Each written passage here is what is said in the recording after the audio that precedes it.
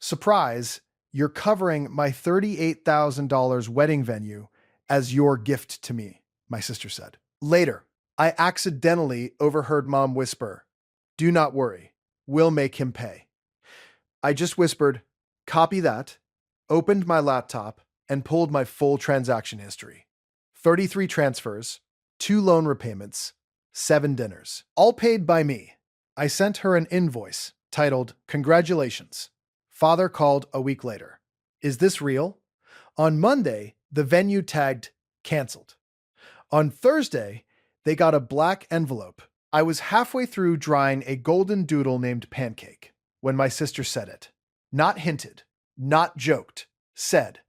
"Surprise," Bella announced from the doorway of my grooming room, smiling like she was delivering flowers instead of a bill. "You're covering my $38,000 wedding venue as your gift to me." The dryer was still running in my left hand. Pancake turned his head and blinked at me like even he knew that sentence was insane. "What?" I asked. Bella laughed. "Don't make that face." I clicked the dryer off. The room went quiet except for Pancake's tags tapping against his collar and the soft hum of the air conditioner over the shampoo shelves. "You just said I'm paying 38 grand, I said. "Yes." She leaned one shoulder against the doorframe. "Because you're my brother." "No." I heard the words. "I'm asking why you think that would happen." She looked offended in that polished way she got from our mother. Bella could make greed sound like etiquette. "Because family helps family," she said. I stared at her.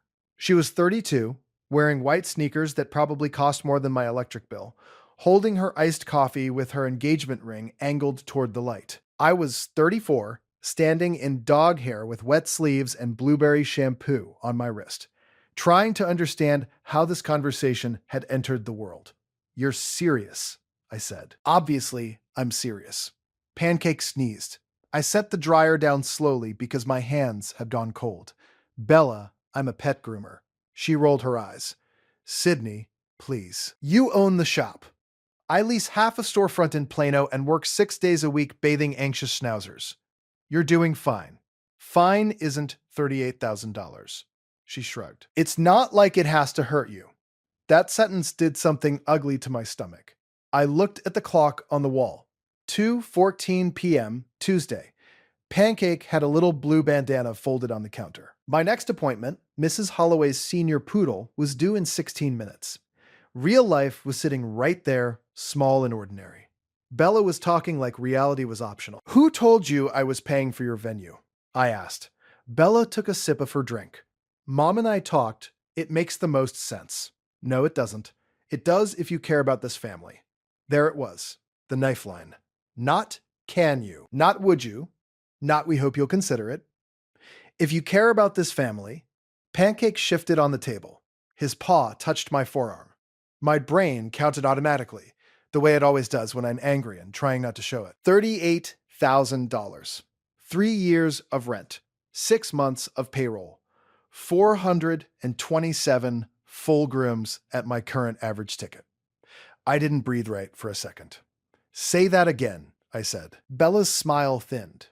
"Don't be dramatic." "Say it again." She crossed her arms. "If you care about this family, you'll do this one thing without making me beg on my own wedding year. One thing." My mind flashed through the history so fast, it felt like a slideshow shoved under my skin. The down payment on her car when she was 24 and between jobs.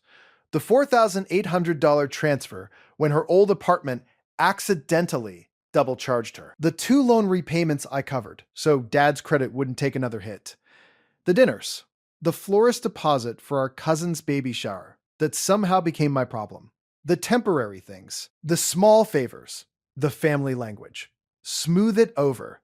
Be generous. Don't keep score. I had swallowed all of it because fighting with my family always felt like trying to nail jelly to a wall. They changed facts by changing tone.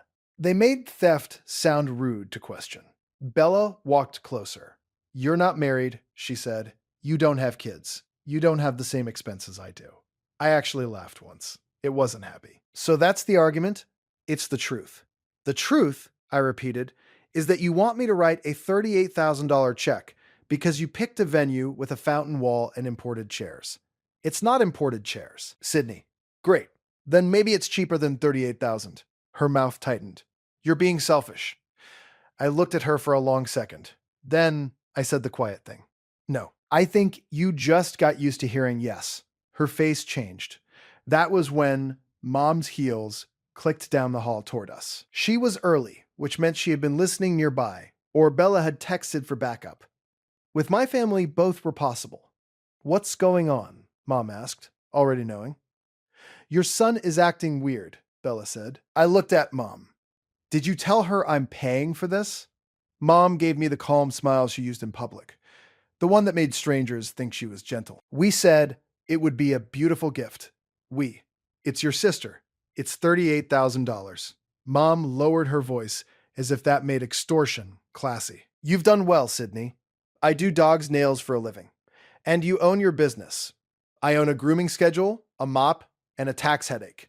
Bella huffed. I cannot believe you're doing this. Doing what? Ruining this moment. I looked from her to Mom. Neither of them looked embarrassed. That's what got me. Not the ask. The certainty. The settled confidence that I would absorb it because I always had. The front bell chimed. Mrs. Holloway stepped in with her poodle, smiling apologetically. Am I early? I turned toward the lobby so fast, I almost thanked her for existing. You're right on time, I said. Bella hissed. We're not done. I looked back at her and held her eyes. You are, I said. Then I took the leash from Mrs. Holloway, checked her in, and kept my face neutral while my pulse hammered in my throat. My hands were steady because years of clipping around a dog's eyes had taught me control. Inside, I was somewhere else entirely. At 5:48 p.m., when I locked up and walked through the side hall toward the parking lot, I heard my mother's voice through the cracked office door. Soft, whispering. Do not worry, she said. We'll make him pay. Everything in me went still. I could see only a slice of the room through the gap. Mom near the filing cabinet, Bella sitting on the desk, scrolling through her phone. Bella asked, You promise? Mom gave the little laugh she used when she thought she was being clever. He always pays. He likes pretending he's the responsible one. My mouth went dry. My fingers went cold on my keys. Bella sighed. I just need this handled. It will be, Mom said. Leave it to me. I didn't go in. I didn't slam the door. I didn't scream. I just whispered, copy that, walked to my car, opened my laptop in the front seat, and pulled my full transaction history. 33 transfers, 2 loan repayments, 7 dinners, all paid by me. I'm Sydney Mercer. I'm 34. I live in Plano, Texas, and I own a pet grooming shop called Clean Snout. It sounds cuter than it feels at tax time. On paper, my life looks steady. I rent a small duplex with a cracked back patio and a lemon tree that has never once committed to producing actual lemons. I wake up at 6:10 every morning. I open the shop by 7:30. I spend most days getting peed on by nervous terriers and thanked by women named Carol. I keep my books in color-coded folders because numbers are easier than people. I have one employee, Tasha, who can calm a snarling Shih Tzu faster than most therapists calm adults. My work is honest. It is also physical, repetitive, and not remotely the goldmine my family pretends it is when they need something. My father retired from commercial insurance 2 years ago with exactly the personality you'd expect from a man who liked deductibles. My mother, Denise, spent 25 years in real estate and learned how to turn pressure into a polished sentence. My sister Bella has worked in brand partnerships for most of her adult life, which I think means sending emails with the word synergy in them. And me? I became the person who fixed things. Not because I'm the oldest. Bella and I are only 2 years apart. Not because I'm the richest, because I'm not. Not because I'm the most successful, depending on how you define success. I became that person because I was the one least willing to watch a problem explode. My family figured that out early. The first time was 12 years ago, when Bella called me crying from a parking garage in Austin. I can't leave, she said. Why? They're going to tow my car. Why? A pause. Then, I'm behind. On what? Everything. I was 22, working in somebody else's grooming salon, renting a room over a garage, and eating a lot of eggs. because eggs were cheap. Bella had a newer car than I did and 3 times the confidence. I remember standing behind the salon with a trash bag full of clipped fur at my feet while she sobbed into the phone. How much? I asked. Please don't be mad. How much? 860.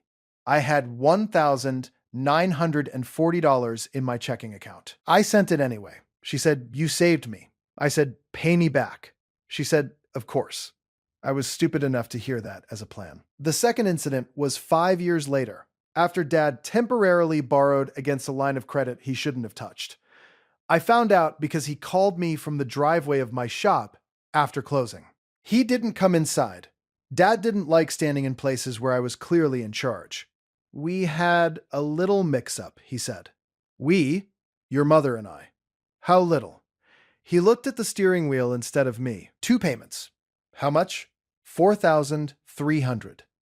I remember the exact way the fluorescent sign from the taco place next door flashed across his face.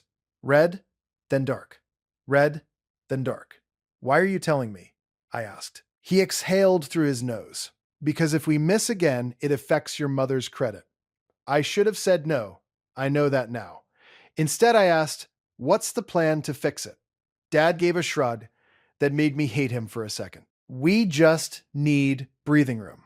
Breathing room is another one of my family's phrases. It means your money, our relief. I transferred it that night. Mom texted me, "You're a good son.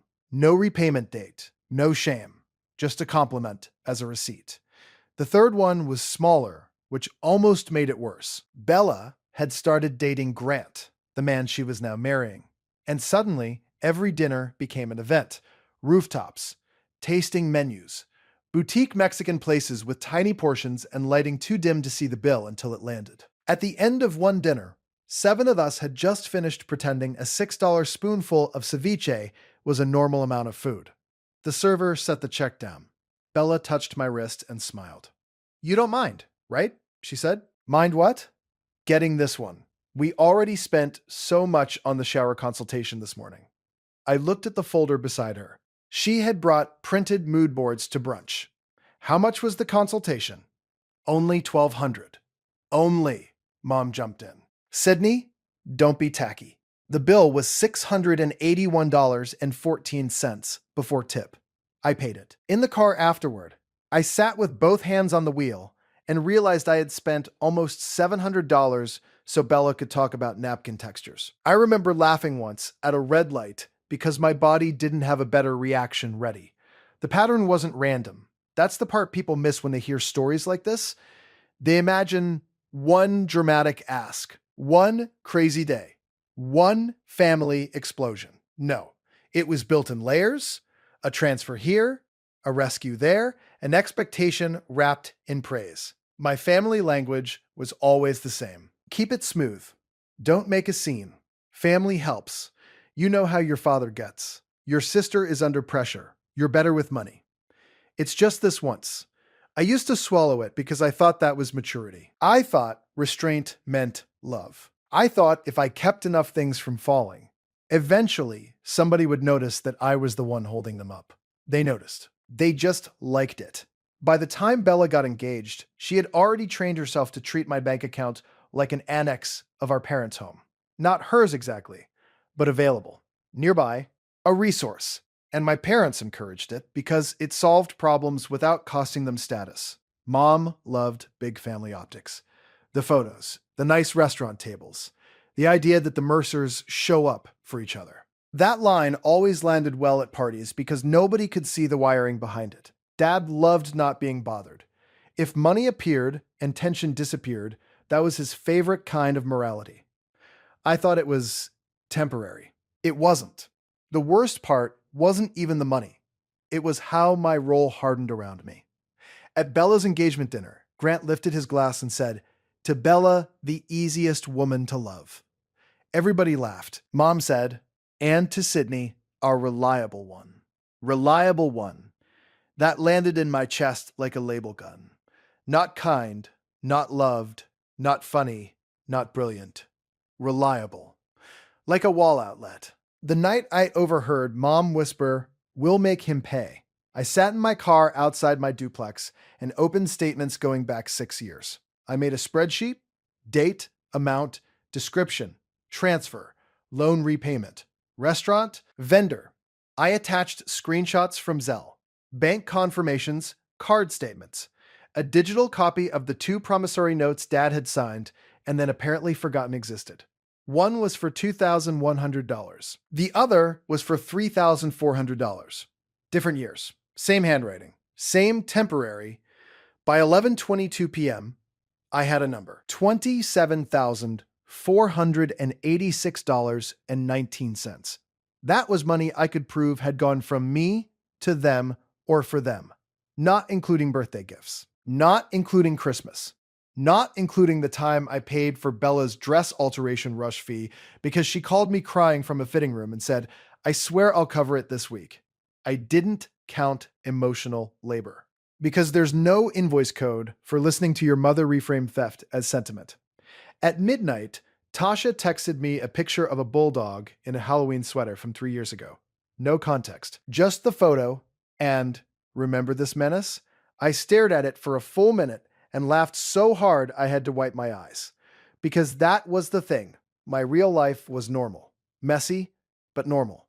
Dogs, rent, payroll, coffee, taxes, fur in my shoes, customers who over-explained their labradoodles.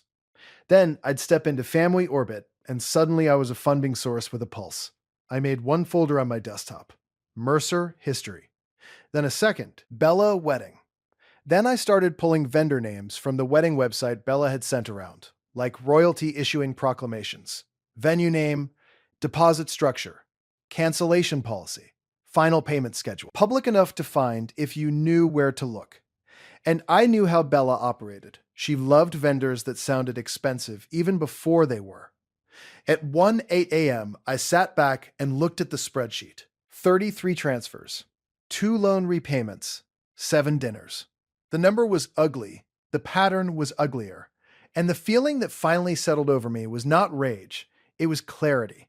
The first pressure wave started Wednesday morning. Mom called at 8:03 a.m., right as I was expressing anal glands on a Cocker Spaniel named Winston. There are not many elegant ways to begin a blackmail conversation, but that was mine.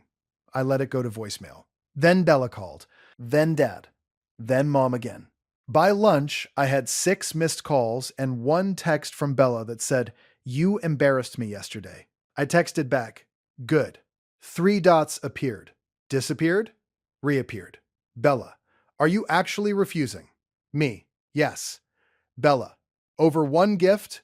Me, over $38,000. Bella, you're acting poor to make a point. I stared at that one for a full 10 seconds. Then I locked my phone and went back to work because there was a husky undercoat exploding in Bay 2. And unlike my family, that problem was honest. That night, Mom came by the duplex unannounced. I saw her car through the blinds and felt my jaw tighten. She knocked exactly 3 times, the way she always does when she's trying to perform patience. I opened the door, but didn't invite her in. She took that in immediately. "Really?" she said. "Yes. It's hot out here. That sounds difficult." Mom's face changed just enough to register insult. Then she smoothed it over. "Can we be adults? We could try." She looked past me into the duplex, cataloging the evidence of my life. Dog-eared invoices on the kitchen table, my boots by the door, a bag of kibble I'd brought home for a customer's emergency boarding issue. Mom always did that. Looked at your surroundings like they might expose a weakness she could use. "This doesn't have to become ugly," she said. "It already is. You know what I mean." "I do. You mean you want me cooperative?" Mom crossed her arms. "Bella is under enormous pressure. So am I. This is different." Because she's wearing white, Mom exhaled sharply. "Can you hear yourself?" "Yes, she's your sister, and you told her you'd make me pay." That landed. For 1 clean second, Mom's face went blank. Then she laughed, and it was too quick. "I have no idea what you're talking about." Office doorway. Tuesday, around 5:48. You said, "Do not worry, we'll make him pay." Mom's eyes narrowed. "Were you eavesdropping?" "I was leaving work." That's a nasty way to twist something. I almost admired it. Almost. What did I twist? Mom tilted her head. I meant emotionally. I meant he'll come around, you always go to the ugliest interpretation. There it was. Reframe, smooth, polished. No, I said. I just finally went to the accurate one. Her jaw tightened. You are punishing your sister. No, I'm declining a bill that isn't mine. She has already told people, then she told them too early. Mom's voice dropped. The venue expects an answer. That sounds like Bella's problem. Grant's family is involved. I smiled, without meaning to. Ah, there they are. Mom hated that. Not the comment. The fact that I'd named the real lover. Status. Optics. The groom's family. The venue. The photos. The narrative. Do not be cruel, she said. I looked at her. You came to my home to pressure me into funding a wedding I didn't agree to, and I'm the cruel one. Mom tried one more angle. What do I tell your father? The truth. She said nothing. I said, do you want help with the wording? Then I closed the door. The second pressure wave came through Dad, which was new only in method. Dad preferred force disguised as reason. He called me Thursday morning. Your mother is upset. That's survivable. Don't get smart. Too late. He went quiet. Dad used silence like a pry bar. Then, how much is the venue? 38,000. He made a short, dismissive sound. Not the whole wedding. No, just the venue. And you can't help. I laughed once. Can't and won't are both true. He ignored that. You know your sister doesn't think in numbers. That sentence was so ridiculous, I actually sat down on the grooming stool. Dad, she's 32. She's planning an event. She's planning her wedding. He snapped. And your mother says you're making this difficult out of spite. No, I'm making it difficult out of math. He exhaled. What do you need to make this right? That was interesting. Not what do you want, what do you need to make this right? Like we were haggling over my cooperation. I need everyone to stop speaking as if my income is communal property. That's dramatic. I learned from professionals. He went quiet again. Then he tried the old guilt. After everything your mother and I did for you. I stared at the clipping schedule on the wall. There it is, I said. What? The invoice for raising me. Dad's voice hardened. Don't be disrespectful. Don't be transactional with parenthood. He hung up. At 2:17 p.m., Bella sent me a screenshot of the venue's payment schedule. Deposit due Monday. I stared at it for a second. Then she followed with, don't do this to me. I typed, you are doing it to yourself. She called immediately. I answered, because sometimes it's useful to hear the panic up close. How can you be this cold? She demanded. How can you send me your venue payment schedule like it's my utility bill? Because we already counted on you. Who is we? She hesitated. Then, Mom, Dad, Grant, me. There it was. The committee. I stood in the back office looking at the corkboard where I'd pinned rabies certificates and holiday hours. My whole body felt calm in a way that usually comes before a storm or a decision. Bella, I said, where exactly was the conversation where I agreed to this? You didn't say no. I blinked. I'm sorry? You never said no before. Not really. That one was honest. That was the problem. I asked, did you sign a venue contract expecting me to cover it? She didn't answer. Bella, it was assumed. By whom? She went louder. By family. I kept my tone flat. Show me where I agreed. You're being impossible. No, I'm being concrete. She started crying then, but in the irritated way, not the broken one. Grant is furious, she said. I'm sure. He thinks you're humiliating us. That's because he was comfortable spending my money. That's not fair. Neither is billing your brother for your wedding. She sniffed. Everybody already knows you're helping. Then everybody is about to learn a new thing. That afternoon, I stopped arguing and started documenting harder. I saved every text. I exported call logs. I pulled Bella's old messages. Found one from 11 months earlier. If I'm short on the florist deposit, can you float it a few days? Promise, promise, promise I'll repay. She never did. Found another from 3 years ago. You are literally saving my life. I'll send half Friday and half next week. She never did. I made PDFs. I highlighted totals. I wrote a clean cover page, family financials, for internal clarity. By Saturday, Bella had shifted from private pressure to practical harm. She posted an Instagram story from a tasting room with the caption, "Grateful for everyone making this dream happen." Then tagged Mom, Dad, Grant, and me. I saw it because Tasha sent me a screenshot with, that was the first public move. The second was worse. Mom sent a group text to 3 aunts and 2 cousins while accidentally on purpose including me. We are all doing our best to support Bella in this season.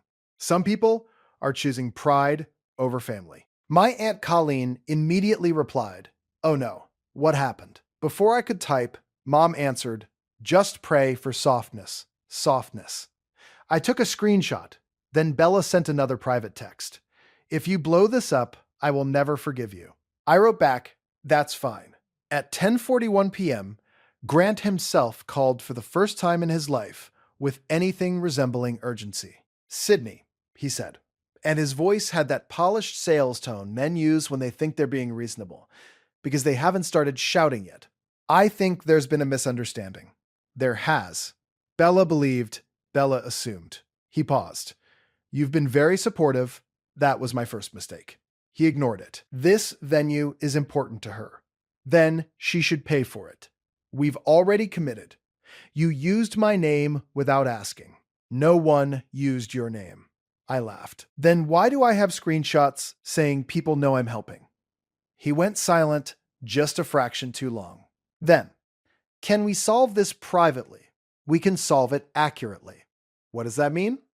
"It means I'm done funding a fantasy that includes me only as a line item." His voice flattened. "You're causing a lot of damage over money." "No, you tried causing a lot of damage with my money." He hung up too. That's when I built the invoice.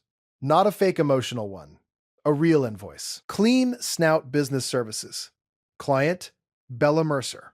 Subject, congratulations. Then line items, historical family transfers, unpaid. Loan repayments, unpaid. Event-related expenses, unpaid. Meals and vendor charges fronted by Sydney Mercer. I attached dates and amounts. Not hostile, not dramatic, just exact. At the bottom, I added, "This document reflects previously unpaid financial support extended over multiple years. It is being provided in response to the recent assumption that additional wedding expenses would be covered by the undersigned. No further financial support will be extended. Balance due, $27,486.19. Payment terms, immediate acknowledgement requested. No new obligations accepted." I stared at the title for a while. Congratulations. Then I sent it to Bella, Mom, and Dad by email at 8:02 a.m. Sunday. Subject line, "Congratulations." Nobody replied for 43 minutes. Then Bella called, then Mom, then Dad, then Bella again. Then Dad left a voicemail that said only, "What is this?" I saved it. On Monday morning, Bella texted in all caps, "Did you send this to Dad too?" I wrote back, "Yes." 3 minutes later, she said, "You are sick." I answered, "No, just finished." At 11:16 a.m., Dad called. "Is this real?" he asked. I was trimming a Bichon's face and had him on speaker in the back office. "Yes, you actually expect us to pay this? I expect you to stop acting like I owe you more. This is family." "Correct, which is why you recognized every line item." He breathed hard through his nose. "Your mother is beside herself. That makes 2 of us. You sent your sister a bill on her wedding week." "No, I sent your family a record on mine." There was a long pause. Then Dad said something that told me I'd been right all along. "We thought you'd let the old stuff go." I looked at the Bichon, who had one eye half closed in complete trust. "Exactly," I said. That afternoon, the venue's Instagram account tagged Bella in a polished little story about final preparations. By 4:52 p.m., that tag was gone. At 5:09 p.m., the venue's public calendar changed. Canceled.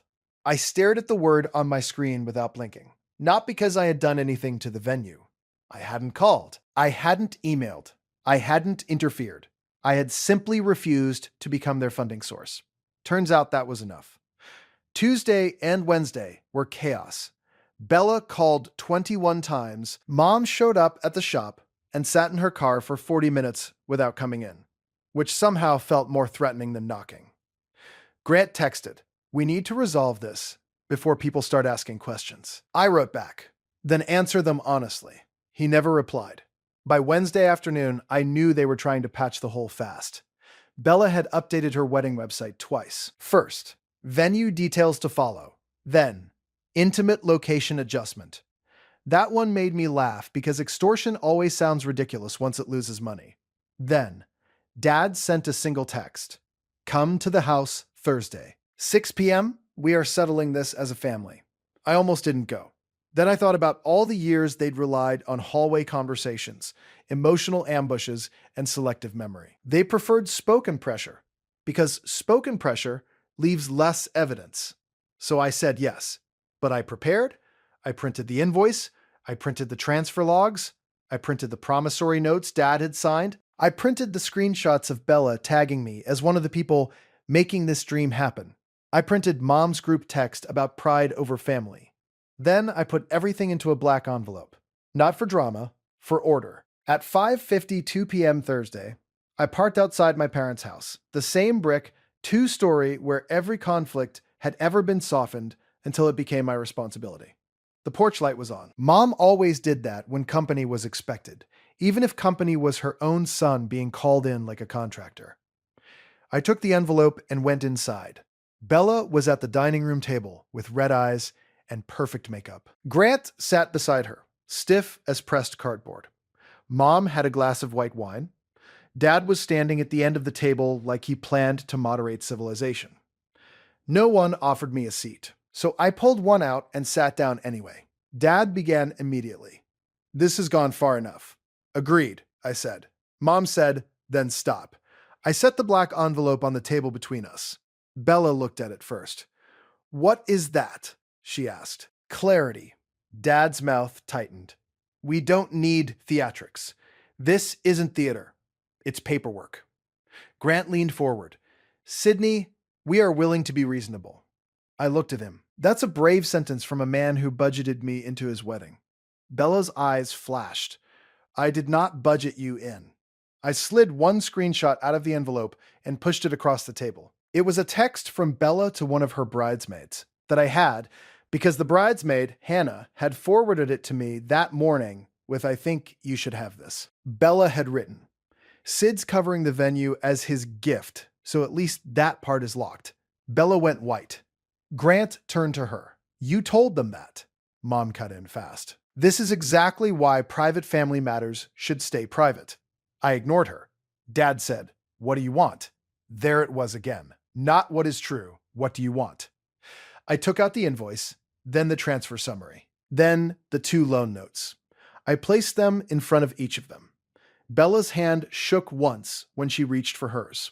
Mom didn't touch hers at all. Dad picked up the top page, read the first lines, and went pale in a way I had only seen once before, when a doctor explained his blood pressure was no longer a suggestion.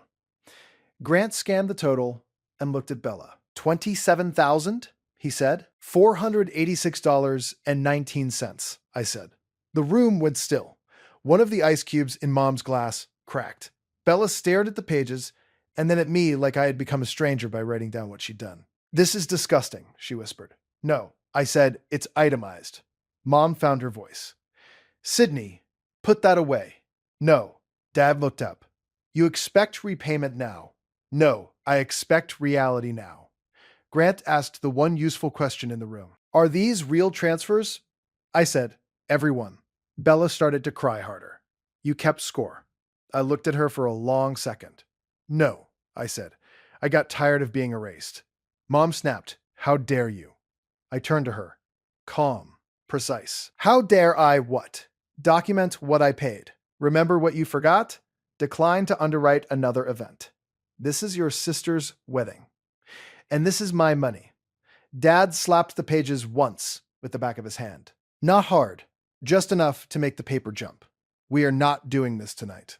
We already are." He pointed at the envelope. "Take it and go." I shook my head. "No, keep it." Bella's voice cracked. "You ruined my venue. I answered with the truth, and let it sit there. No, your budget ruined your venue. That line landed in front of witnesses. Grant leaned back. His whole face had changed. He wasn't angry at me anymore. He was doing numbers in his head. That was new. Reality had finally reached the groom. He looked at Bella. Did you actually assume he was paying? Bella said nothing. Mom jumped in. We all believed Sydney wanted to help, I said. Show me where I said that. No one spoke. I asked again, concrete and calm, show me one message where I agreed to pay for the venue. Nothing. Dad's jaw moved once. Grant turned to Bella. Did you sign that contract without funds in place? Bella whispered. We were going to handle it. I almost laughed. We, that lovely plural where consequences disappear. Then Dad did what he always did when cornered. He turned forceful. This ends now, he said. You're going to withdraw this ridiculous invoice, apologize to your sister, and help fix the mess you created. I leaned back in the chair and looked at him. No, Mom actually put her hand over her chest like I had struck her. Bella started crying openly now, mascara still somehow perfect. I hate you. I nodded once. That's manageable. Grant stood up. For a second, I thought he might yell. Instead, he said the most devastating thing anyone could have said in that room because it was factual. I need to call my mother. He walked out to the patio with his phone. Bella made a sound I had never heard from her before. Not heartbreak. Panic. Social panic. The kind that comes when the truth reaches the wrong audience. Mom stood too. This family is imploding because of your pride. I looked at her and gave my boundary in one clean sentence. Access to me is not a family right. Nobody moved. Mom just stared. Dad said, low and dangerous. Watch yourself. I stood up too. I took my keys. I left the envelope on the table. Then I added the irreversible step. As of tonight, I said, I am no longer making personal loans, covering emergencies, advancing bills, or participating in any financial discussion not made in writing. If either of you contacts my business regarding personal money again, I'll treat it as harassment. If Bella or Grant uses my name with any vendor, I will correct the record directly. Bella shot up from her chair. You can't do that. I can. Mom's face finally lost its polish. Sydney, don't you dare threaten us. I'm not threatening you. I'm defining the boundary. From the patio, through the glass, I could see Grant pacing with his hand over his mouth. Dad took one step toward me. You walk out on this family now. Don't expect. I cut him off. Don't expect what? More invoices? More pressure? More emergencies with my wallet attached? I'm good. That did it. Mom started shouting. Real shouting. Not polished concern. Panic. Bella was crying so hard she could barely get words out. Dad was red in the face. Somewhere outside, a dog barked. I walked to the front door. Behind me, Mom yelled, After everything we've done for you, I turned once and said the line I should have said years earlier. You raised me. You did not purchase a subscription. Then I left. On the drive home, my phone blew up. Mom, come back. Dad, this is outrageous. Bella, you evil little accountant. Grant, we need to discuss the vendor issue. I didn't answer. At 8:14 p.m., I sent one group message. All future communication must be by email. No financial support will be provided. Do not contact my workplace about personal matters. Then I blocked their numbers. Not forever, maybe, but long enough to let the truth stand without interruption. Peace did not arrive like a movie. It came in little practical pieces. The first piece was Friday morning at 7:26 a.m. when I unlocked Clean Snout and nobody was waiting in my parking lot to demand I fund a dream. The sky was bright. The shop smelled like oatmeal shampoo. Tasha walked in with breakfast tacos and took one look at my face. You did it, she said. I did. How bad? Pretty bad. She handed me coffee. Proud of you. I almost cried at that, which was embarrassing. So I took the coffee and pretended to inspect the pastry box instead. At 9 a.m., Pancake came back in for a nail trim, because apparently the universe likes symmetry. Mrs. Holloway asked, How's your family? I looked at the golden doodle standing politely on my rubber mat and said, loud. She nodded, like that explained everything, which honestly it did. The second piece of peace came 3 days later when I changed two things. I moved my personal banking to an account no one in my family had ever seen connected to me. And I updated my shop policies so no non-client could linger in the back office. That sounds small, but boundaries often do when you write them down. In practice, they change the air. The third piece came on Monday, when an actual black envelope showed up at my parents' house by courier. I know because Aunt Colleen called from an unknown number after I had blocked everyone else. I know you're not talking to them, she said without preamble, but your father got some kind of legal looking thing and Denise nearly fainted. It wasn't legal looking, I said. You knew? Yes. It wasn't a lawsuit. It was a formal demand package prepared by a small business attorney I'd paid for 1 hour of time on Friday afternoon. Not because I expected to sue my family, because I wanted language cleaner than anger. Inside were copies of the promissory notes Dad had signed, a demand for written acknowledgement of the debt, and a cease contact notice regarding my workplace. Calm. Boring. Precise. Nothing dramatic. Which is probably why it scared them more. Aunt Colleen was quiet for a second. Then she asked, "Did they really ask you to pay for the whole venue?" 38,000. She let out a low whistle. Jesus. Yeah. And all that other money? Real. Another pause. Then the sentence I'd waited years to hear from anybody in that generation. That wasn't right. I sat in the back office with my lunch and closed my eyes for 1 second. No, I said. It wasn't. Word got around. Of course it did. Families like mine run on whispers until a spreadsheet enters the room. Then suddenly, everyone loves facts. Cousins texted. One uncle sent me a thumbs up emoji, which was unhelpful but sincere. Two aunts tried to soften it with, "Your mother is heartbroken," as if my function was to absorb that too. I did not respond. Bella tried one last tactic the following weekend. A white bakery box appeared on my porch with a handwritten card tucked under the string. Lemon cake.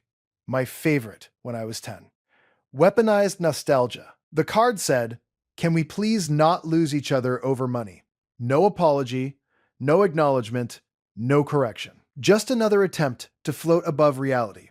I took a photo of the box, emailed it to myself for the folder, and dropped it at the fire station down the road, because they would eat anything with sugar. Then I wrote one email to Bella. "You are not losing me over money. You lost access by treating me like money. Do not send gifts in place of accountability." I did not add love. I did not add maybe later. I did not add anything soft enough to be used against me. Dad emailed once after that. Subject: this is unnecessary. Body: is there a path back from this? I looked at the question for a long time because it was the first honest one he'd asked in years. Then I answered, yes. It begins with written acknowledgement of the debts, repayment plans for the signed loans, and a direct apology for attempting to obligate me to your daughter's venue without my consent. No phone calls, no drop-ins, no rewriting events. He never replied. Mom sent nothing, which told its own story. As for the wedding, it happened eventually. Smaller venue, fewer photos online, less marble, more compromise. I know this because people love to relay updates when they think they're bringing closure. I was not there. On the wedding day, I opened the shop early, groomed a nervous Maltese named Pickles, cleaned my blades, took inventory, and ate Thai takeout on the floor of my living room, with a movie on and my phone face down. Around 8:40 p.m., Tasha texted, "How's freedom?" I wrote back, "Quiet." Then, after a minute, "Expensive in the best way." The truth is, I did grieve. Not the venue, not the money. The fantasy. The idea that one day my family would look at me and see a person before a resource. That fantasy took longer to bury than any relationship did. But once it was buried, something cleaner grew in its place. I started saying no faster. I stopped explaining normal boundaries like they needed legal defense. I kept better books, both financially and emotionally. I noticed how peaceful a dinner feels when no one is scanning your plate, your wallet, your usefulness. A month later, I hosted 3 friends in my backyard with folding chairs, grocery store salsa, and a citronella candle that barely worked. We ate tacos and laughed until one of us snorted. Nobody asked me for anything except another napkin. At one point, Tasha raised her beer and said to Sydney, who finally retired from family underwriting. Everybody laughed. So did I, because that was exactly it. I had resigned from a position I never applied for. People like to say, blood is blood. Fine, so is a nosebleed. And you still have to stop it. The moral, if there is one, is simple. Love and access are not the same thing. Generosity without limits becomes a job nobody thanks you for. And the moment people become angry that you wrote down the facts, what they really miss is the version of you who let them stay blurred.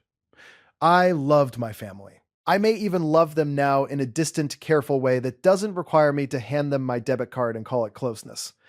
But the boundary stayed. No loans, no rescue transfers, no family pressure, handled by phone, no pretending assumptions are agreements. And when people ask why I'm firm now, I tell the truth.